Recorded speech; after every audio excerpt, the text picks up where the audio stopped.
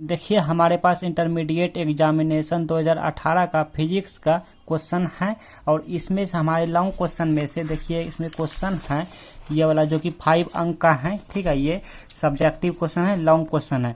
तो ये सवाल है, फिजिक्स से सवाल है। देखिए क्वेश्चन कह रहा है कि यहाँ पे जो है ना P और Q के बीच हमको इक्विवेलेंट रेजिस्टेंस बिटवीन यानी P एंड Q। ठीक है, यानी P और Q के बीच हमको समतुल्य धारिता निकालना है। आई मीन यहाँ पे इक्विवेलेंट रेजिस्टेंस निकालना है। ठीक है, P और Q के बीच। तो देख रहे हैं P यहाँ है, Q यहाँ है। ठीक है, तो यहाँ पे देखिए सबसे पहले यहाँ पे देखिए C1 दिया है, C4 है, C5, C3, C2 है। तो यहाँ पे देखिए C1 equal to C3 equal to C4 equal to C5 equal to 4 mu faraday है and C2 equal to 10 mu faraday है। ठीक है, तो यहाँ पे सिर्फ और सिर्फ इतना में से C2 equal to 10 mu faraday है, बाकी सभी हमारा 4 म्यू फैराडे इक्वल है। आई मीन सभी का 4 म्यू फैराडे गिवन है, बाकी यहाँ पे हमारा 10 म्यू फैराड है। ठीक है, तो आइए हम बहुत ही अच्छे से आपको सिखा देते हैं ताकि आप कभी भूले भी ना। हाँ, तो सबसे पहले ये फिगर हम बनाएंगे और ये वाला जो दिया हुआ है नोट कर लेंगे। यहाँ से हमको 5 में से 1 अंक इसी में से मिल जाएगा। तो हमने नोट कर लिया भाई कि गिवन दैट, आई मीन यहाँ पे सोल्यूशन लिख के जो दिया है लिख लिया कि C1 equal to C3 equal to C4 equal to C5 equal to 4 mu farad and C2 equal to 10 mu farad. Okay, और यहाँ पे लिख लेते हैं C1 जो दिया है, जो यहाँ पे है C2, यहाँ पे है C3, यहाँ पे है C5 और यहाँ पे है C4। अब आप ध्यान दीजिए, यहीं पे समझने वाला बात होता है, यहीं पे हमारा दिमाग लगता है, यहीं से हमारा रास्ता खुलता है। ठीक है, हाँ बस थोड़ा सा है, कुछ नहीं, बस थोड़ा सा लॉजिक है, टेक्निक है। देखिए ध्यान से देखिए इस सर्किट में कि P से हमारा एक ये जुड़ा हुआ है, एक ये जुड़ा हुआ है। अच्छा, Q से हमारा एक ये जुड़ा हुआ है, एक ये जुड़ा हुआ है। तो ये कहाँ से कहाँ गया, मान लीजिए ये यहाँ से यहाँ आया। ठीक है, यहाँ से यहाँ, फिर ये हमारा यहाँ से लेके यहाँ तक आ गया। अच्छा, ये हमारा यहाँ से लेके यहाँ तक आया, फिर ये हमारा यहाँ से लेके यहाँ तक आया। तो ये पार्ट हमारा बच रहा है, समझ रहे हैं ना। P से हमारा ये वाला जुड़ा है, ये वाला जुड़ा है। ठीक है, और Q से ये वाला जुड़ा है। तो ये पार्ट हमारा यहाँ से लेके यहाँ तक बच रहा है, तो इसका कुछ नाम रख लेते हैं। ठीक है, हमको रास्ता मिल गया है, यहाँ से लेके यहाँ तक कुछ नाम रख लिया 1, इसका नाम रख लेते हैं 2। ओके, तो अब देखिए एक नया फिगर हम बनाएंगे, ध्यान से देखिए आप। तो ये तो रहा P, यहाँ पर ये P है तो P, और एक यहाँ पे ले लेते हैं Q, ये वाला Q। अब यहाँ से देखिए P से कितने मतलब कि जुड़ा हुआ है, एक इधर एक इधर, 2 गो जुड़ा हुआ है। और देखिए जब 2 गो जुड़ा है तो जाहिर सी बात है समांतर क्रम में ही होगा। ठीक है, एक इधर एक इधर। तो हम क्या करेंगे, और यहाँ से यहाँ तक हमारा एक पार्ट बन रहा है, तो यहाँ पर रख लेते हैं 2 और यहाँ पर रख लेते हैं 1। क्यों, क्योंकि देखिए P का एक छोर जो है, एक इधर जुड़ा हुआ, एक यहाँ यहाँ यहाँ यहाँ 2 में जाके जुड़ा है। देखिए हम ध्यान से देखिए, P से एक रास्ता अगर निकला तो ये रास्ता 2 में जाके जुड़ा हुआ है, और एक यहाँ पर है इस तरह से। तो एक रास्ता ये 2 है और ये 1 है। ठीक है, 1 है इस तरह से, एक ये 1 है, तो ये हमारा 2 में जाके जुड़ गया। अच्छा, एक यहाँ से निकला तो ये कहाँ से जुड़ा, यहाँ जाके 1 में जुड़ गया, ये वाला। तो ये वाला हमको 1 में आके इस तरह से जुड़ गया। क्लियर। अच्छा, Q में देखिए, ये Q से इधर से लेके यहाँ यहाँ यहाँ से लेके 1 में आके जुड़ा, तो ये Q रहा, तो इससे हमारा 1 में आके इस तरह से जुड़ गया। क्लियर। अच्छा, ये वाला हमारा यहाँ 2 में आके जुड़ गया, इधर 2 में, तो ये हमारा इस तरह से 2 में आके जुड़ गया। ठीक है, और सबका वैल्यू कितना है, सबका वैल्यू 4 म्यू फैराडे है, बस इसका 10 म्यू फैराडे है C2 का। ठीक है, तो और ये C2 हमारा देखिए किस में जुड़ा हुआ है, 1 और 2 में जुड़ा हुआ है। ध्यान से देखिए 1 और 2 में ही जुड़ा हुआ है, तो ये 1 और 2 में हमारा इस तरह से जुड़ा हुआ है। क्लियर, बहुत ही इजी है। ठीक है, आप इसको ऐसे भी कर सकते हैं या नहीं भी कर सकते हैं। इसके बाद बहुत इजी है। अब देखिए ये हमारा क्या बन गया, ये हमारा हीट स्टोन ब्रिज बन गया। क्या बन गया डी स्टोन जी, हीट स्टोन ब्रिज बन गया। तो आप जानते हैं हीट स्टोन ब्रिज से आप जानते हैं कि ये बीच वाला में से कोई चार्ज नहीं जाता है। आई थिंक आप पढ़े होंगे, किर्चॉफ लॉ में आप पढ़े होंगे कि बीच वाला में कोई चार्ज नहीं जाता, कोई आवेश नहीं जाता। तो इसको हम हटा भी सकते हैं या फिर नहीं के बराबर समझ सकते हैं। नहीं के बराबर इसको हम बीच वाला को समझ सकते हैं, क्योंकि इसमें कोई चार्ज कोई आवेश नहीं जाता है।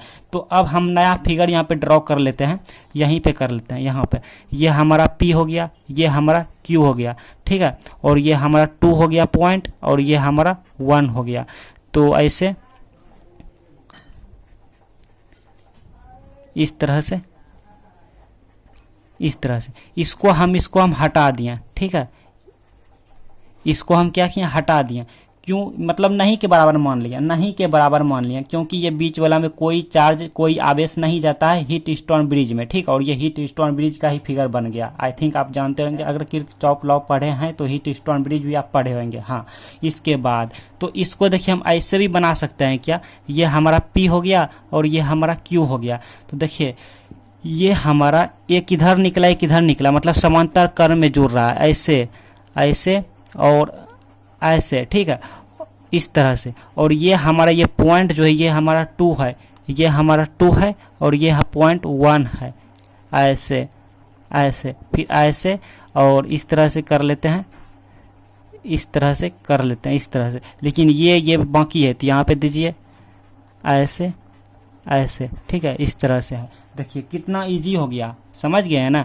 ये 2 1 यहाँ पे है 2 1 और बाकी एक ऐसे ऐसे हम कर लिए, इस तरह से कर सकते हैं। अपना मन है, जितना मतलब जैसा हम कर सकते हैं वैसा कर सकते हैं, ठीक है, अपना मन है इसमें। हाँ, लेकिन सही होनी चाहिए। तो यहाँ तक किसी को कोई दिक्कत नहीं होनी चाहिए, बस हमारा रास्ता बन गया। और ये क्या है, इसमें आपने नोटिस किया क्या, देखिए ये हमारा C2 है, ये हमारा क्या है C2 है, बाकी ये हमारा C1 है, ये C4 है, ये C5 है, ये C3 है। तो ये क्या है, ये हमारा C1 है, ये C5 है और ये वाला क्या है C3 है, ये C4 है। और आपको मालूम है कि C2 का ही सिर्फ और सिर्फ 10 म्यू फैराडे दिया हुआ है, बाकी सब का हमारा कितना है 4 म्यू फैराडे है सभी का। तो ये 4 हो गया, ये 4 हो गया, ये 4 हो गया, ये 4 हो गया और C2 हमारा नहीं के बराबर हो गया, मतलब कि ये गायब हो गया, ठीक है, समझ रहे हैं ना। तो ये 4 ये 4 ये 4 ये 4।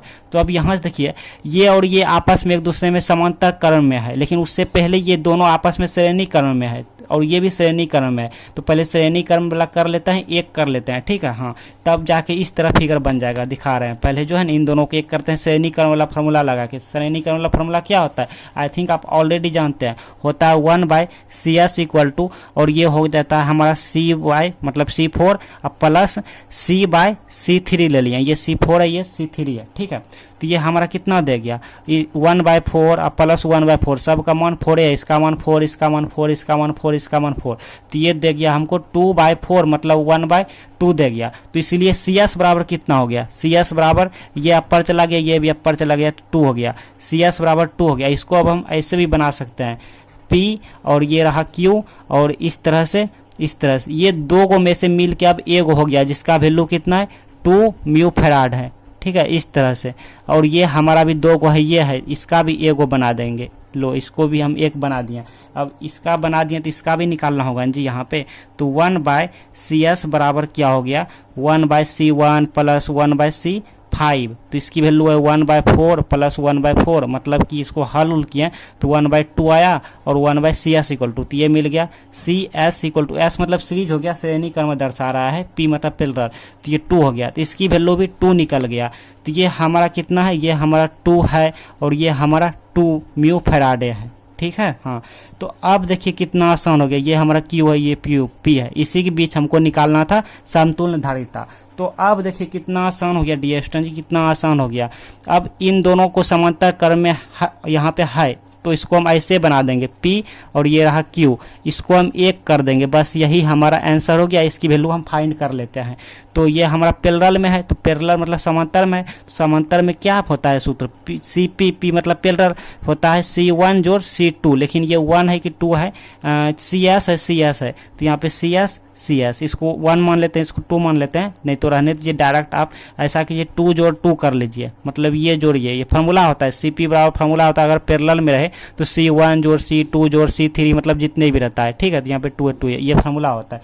तो ये हो गया हमारा 4 म्यू फैराड, ये हो गया हमारा कितना 4 म्यू फैराड, और यही पूछ रहा था 4 म्यू फैराड। तो P और Q के बीच जो समतुल्य धारिता है डियर स्टूडेंट जी, वो है हमारा 4 म्यू फैराड। तो आंसर जो हो गया हमारा वो हो गया 4 म्यू फैराडे। तो इतना का जो आंसर हो गया, अब इससे जो हम लास्ट में जो रिजल्ट लाए वो P और Q के बीच जो समतुल्य धारिता हम प्राप्त किए, वो हमारा इस तरह से फिगर बन गया लास्ट में, और इसकी वैल्यू हो गया 4 म्यू फैराड। ये हमारा आंसर हो गया।